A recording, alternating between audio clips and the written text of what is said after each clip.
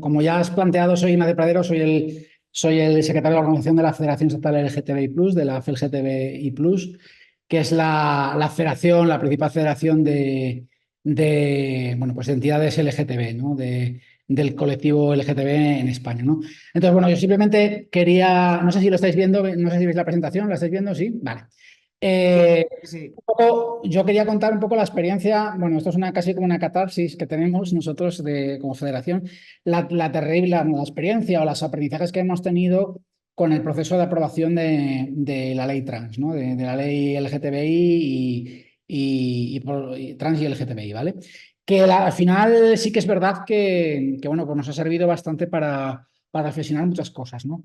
Y lo primero bueno, que yo creo que hay que reflexionar y que nosotros hemos analizado es partir de una de las cosas que se han comentado hace un momento y es no solo pensar en lo que tú tienes que contar, sino también planificar en función de lo que están haciendo la otra parte, ¿no? Porque hay que ser consciente de que existe en estos momentos, como se ha comentado, una ultraderecha muy organizada, muy cohesionada y que está generando unos relatos y además con una efectividad enorme, ¿vale? Enorme en cuanto a que son relatos que en principio, bueno, vamos a ver ahora cuáles son sus objetivos y cómo lo realizan y luego explicamos la respuesta nuestra, cuál fue nuestra estrategia, ¿no? y nuestro planteamiento de cómo generar un relato para, pues eso, para avanzar en derechos. Básicamente, el relato de la ultraderecha o de los grupos ultraconservadores lo que pretenden es un retroceso social, ¿no? Eso es un principal objetivo. Un retroceso social que, de hecho, en algunos países se está viendo que ya está en marcha. En Estados Unidos, esto es, por ejemplo, un mapa de Estados Unidos,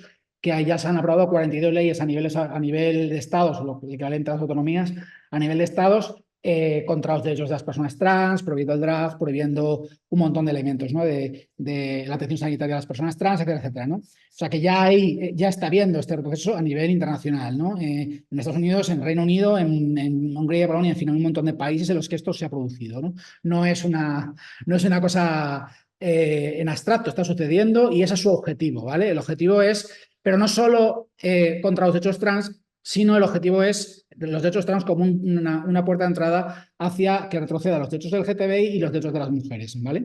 Invertir en lo que se llama invertir la dirección de la historia, ¿vale? Que ese es el planteamiento que ellos tienen. Por supuesto, su estrategia también pasa por conseguir la radicalización de determinadas personas. Y cuando digo radicalización, hablo literalmente de radicalización, o sea, de gente que solo vive en el día a día para poner tweets contra las personas trans o alimentar discursos contra las personas trans o contra las personas LGTBI o lo que sea. Pero sobre todo en este caso, su estrategia se ha dirigido a las personas trans y ahora explicaremos por qué, ¿no? Y luego su tercer objetivo es dividir para vencer. Este tweet que pongo aquí es de hace 3 horas, ¿vale? Y dice literalmente, la ley no es trans, es otras, no es no es LGB, la ideología de género es pura homofobia, hay que separar, literalmente hace una imagen en la que separa al colectivo LGB del colectivo trans, ¿vale? Literalmente, porque esa es su estrategia, es división del colectivo LGTB y división con el feminismo, intentar dividirnos, ¿no? Eso es un poco la estrategia y los objetivos que ellos tienen, esos 3 objetivos, ¿no? ¿Y que cómo lo hacen? La estrategia clave es centrar todo el debate en la realidad de las personas trans, porque han detectado por muchos motivos que las personas trans son mucho más vulnerables, lógicamente, porque es un colectivo ultra vulnerable y que moviliza a su electorado, ¿no? Al electorado de ultraderecha y de derecha, incluso que consigue convencer a mujeres que se identificaban como feministas o que se identifican como feministas, que las consigue convencer, arrastrar a este tipo de discursos, ¿no? La estrategia es una estrategia de pánico moral clásica, esto se va a ir vamos, todo va a ser un drama terrible, porque esto es como, por ejemplo, Monasterio diciendo que la ley trans obliga a hormonar a menores, o sea, son cosas que son irreales y sobre todo se centran en 3 o 4 cosas centrales, ¿no? Que básicamente es el tema de los menores, un drama con los menores que se van a hormonar, que se van a mutilar, no sé qué locuras que no tienen ningún sentido, el tema de la invasión de los baños, no sé qué. Ahora lo vemos después, las similitudes con otros discursos de odio son enormes, prácticamente es una copia del discurso de odio contra la inmigración. El tema del deporte, bueno, una serie de temas que movilizan mucho su electorado y sobre todo que pueden conseguir captar a mujeres que se identifican como feministas y que perciban como que se les está invadiendo simbólicamente su realidad, ¿no? Y lo que han hecho ha sido elaborar con mucho éxito, y esto hay que decirlo, un discurso de odio desde la articulación feminista, desde discursos feministas.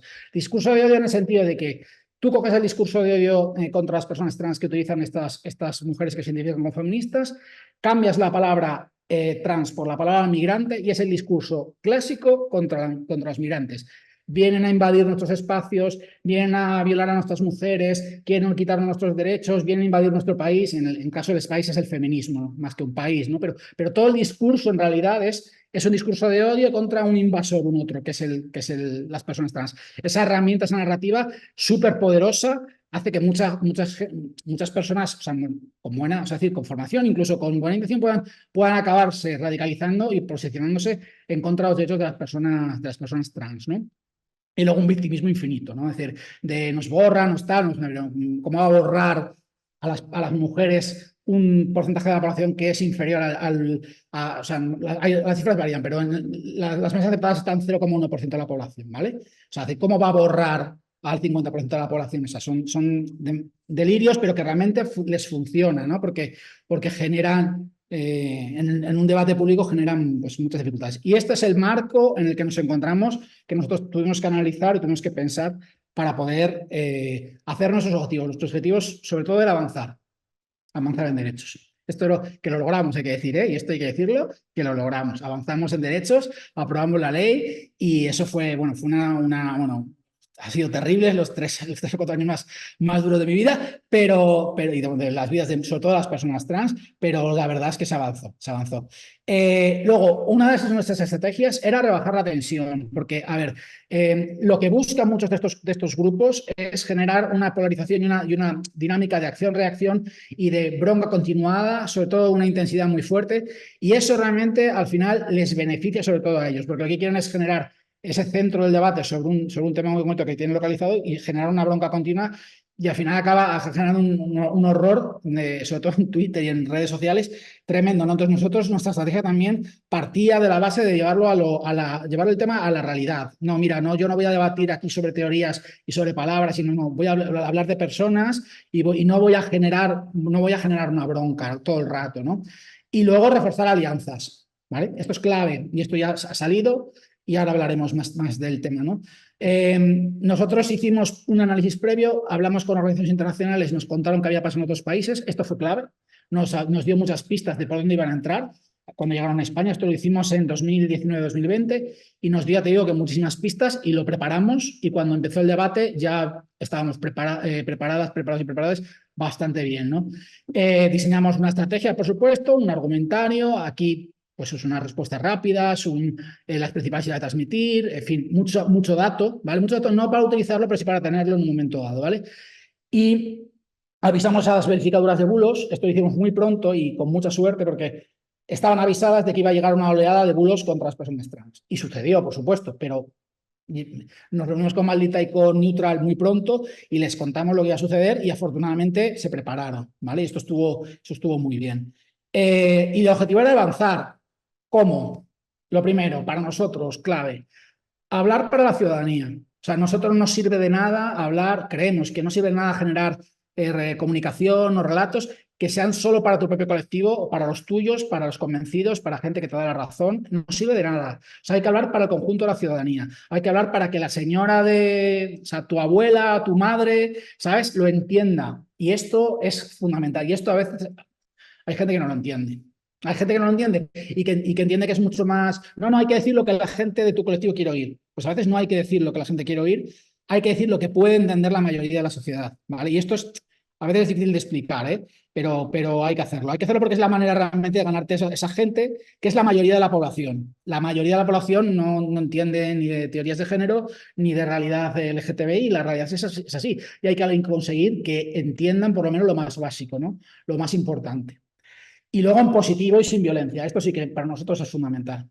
Es decir, el lenguaje en positivo de avance de derechos, de no hacerlo contra nadie, de no estar generando conflictos, de quererlo hacerlo sumando, de incluso tener la capacidad de hablar con todo el mundo es clave. O sea, decir, no sé, en ese sentido, la estrategia, la nuestra no coincidió con la de otros actores, pero la nuestra fue esa. en ningún momento entramos a criticar a nadie, salvo en algunos momentos puntuales que no nos quedaba ya otra alternativa, completamente, bueno, a Carmen Calvo o cosas así, pero en general nunca entramos a la parte negativa, sino que lo que planteábamos era un avance. Nosotros queríamos unos derechos que eran compatibles con los de todos los demás y, por lo tanto, ese planteamiento positivo era fundamental. Se ha dicho ya, por supuesto, hablar de experiencias personales es clave, y más con las personas trans.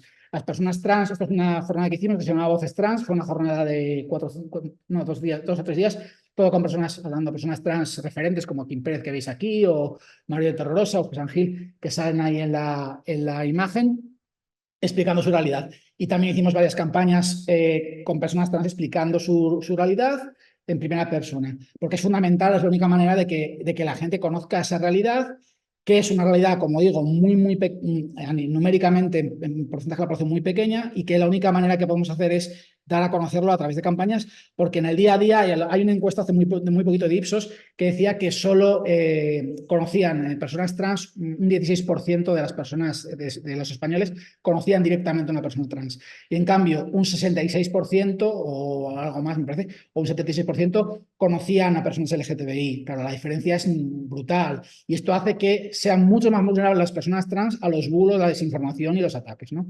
Y esto, claro, por eso es tan importante las experiencias de primera persona con personas trans, ¿no? Y luego nosotros articulamos el discurso en base a la igualdad, ¿vale?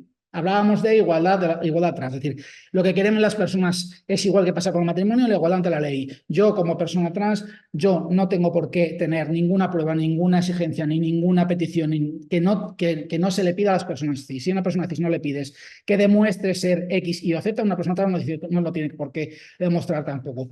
Entonces, lo que pedíamos era igualdad radical ante la ley, ¿vale? Que fue lo que también se pidió con el matrimonio igualitario y que funcionó. Entonces, este fue el discurso, ¿no? El discurso de igualdad trans, ¿no?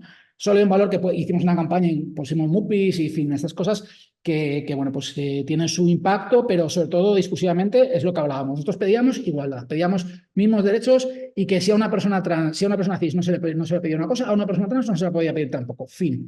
Y con eso ya tenías ganado la mitad del discurso, porque tú, mira, ¿tú se lo pides a una persona cis? No. Pues entonces a una persona trans tampoco. No le tienes por qué pedir ni testigos, ni demostraciones, ni nada de nada, ¿no? Luego, el tema de la reputación de bulos. En este tema siempre es problemático desde el punto de vista de que la reputación del bulo siempre es menos efectiva que el propio bulo, porque los bulos están diseñados para aprovechar los sesgos cognitivos y los prejuicios y tienen más recorrido siempre que las refutaciones. Pero, a veces es necesario hacerlo, ¿vale? De manera puntual y de manera muy condensada. A veces nosotros, por ejemplo, nos resistimos mucho, pero hicimos esta infografía, por ejemplo, de Stop Bulos, que tuvo un recorrido brutal. O sea, se viralizó, la recompartió muchísima gente y tal, y cuando estaba el debate de la ley, ¿no? Porque ya hay un momento en el que, sobre todo cuando hay determinados discursos que están tocando elementos nucleares y que están generando relatos aunque sean falsos, que se están viralizando, tienes que salir, ¿vale?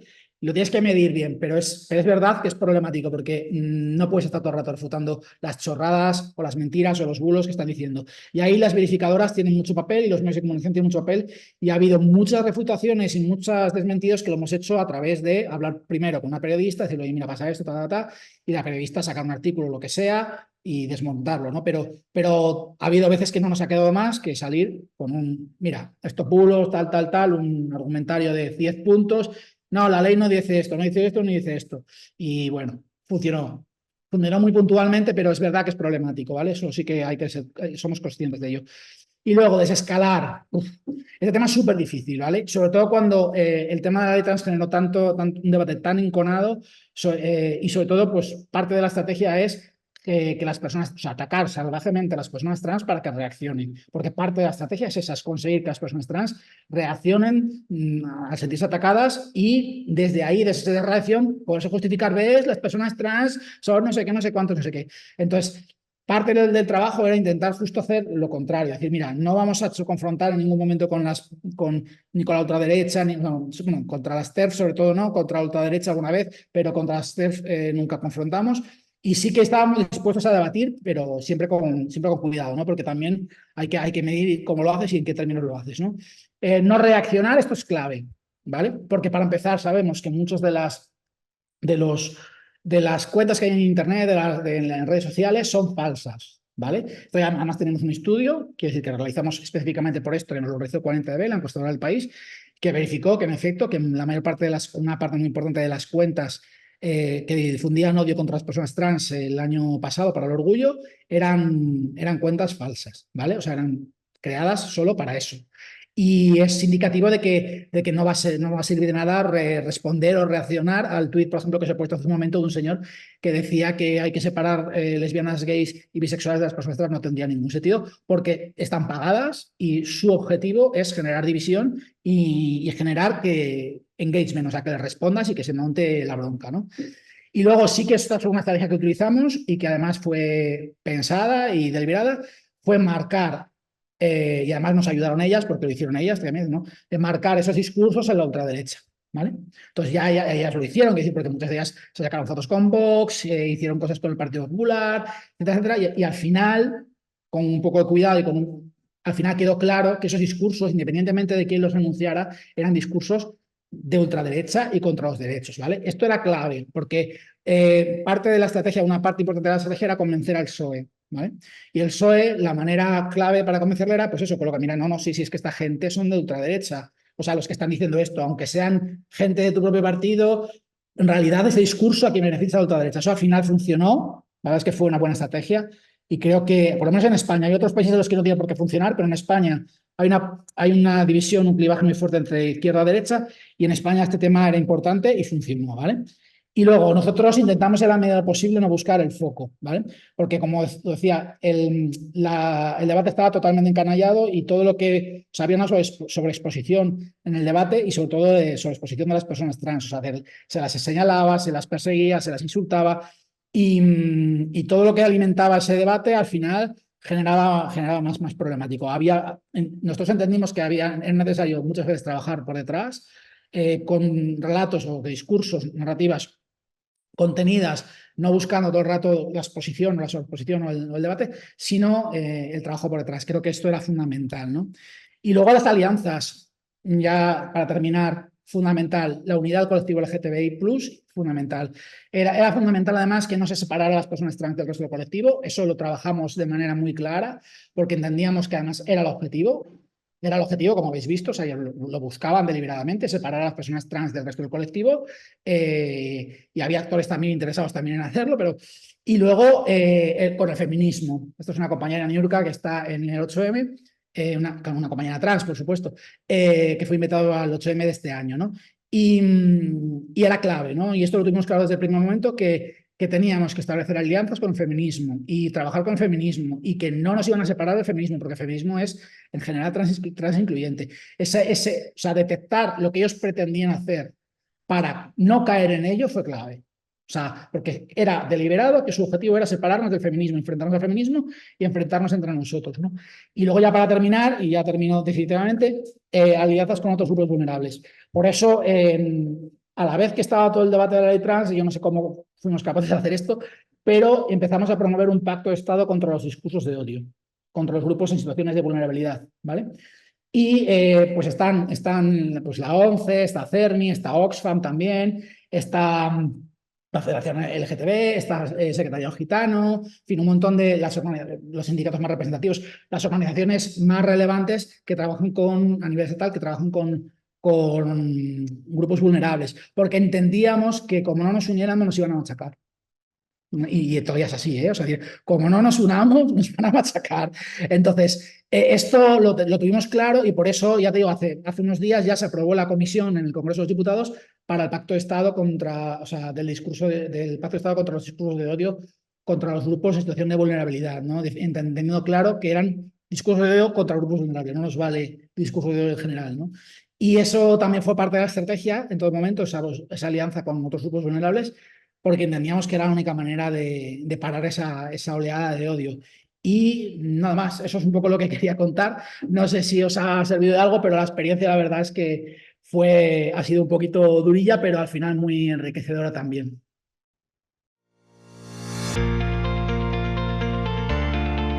La Las opiniones y puntos de vista expresados solo comprometen a sus autores y no reflejan necesariamente los de la Unión Europea o la Agencia Europea de Educación y Cultura, EACEA. Ni la Unión Europea ni la EACEA pueden ser considerados responsables de ellos.